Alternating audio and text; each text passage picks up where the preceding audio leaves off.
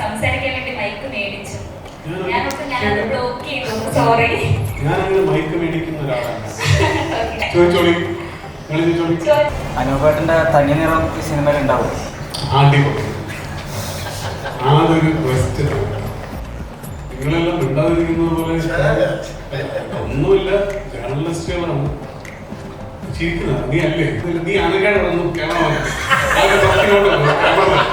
Track മാറ്റിയുടെ ഒരു action mass ഒക്കെ പിടിക്കാനുള്ള സമയമായിരുന്നു.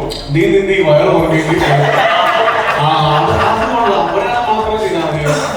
പരസ്പര പൂരകമായിട്ട് ബന്ധത്തിലേക്ക് പോവാം. നീ ഇത് തുടങ്ങി ഞാൻ ആക്ഷൻ ചെയ്യാം. നീ അന്യമായിട്ടാണ്. ഒരു എണ്ണമില്ല, എല്ലാ പടത്തിലുണ്ടല്ലോ. ഇവനെ എണീപ്പിച്ച് 10 പേരെ നീ സിനിമയിൽ വരാൻ സാധ്യതയുണ്ട്.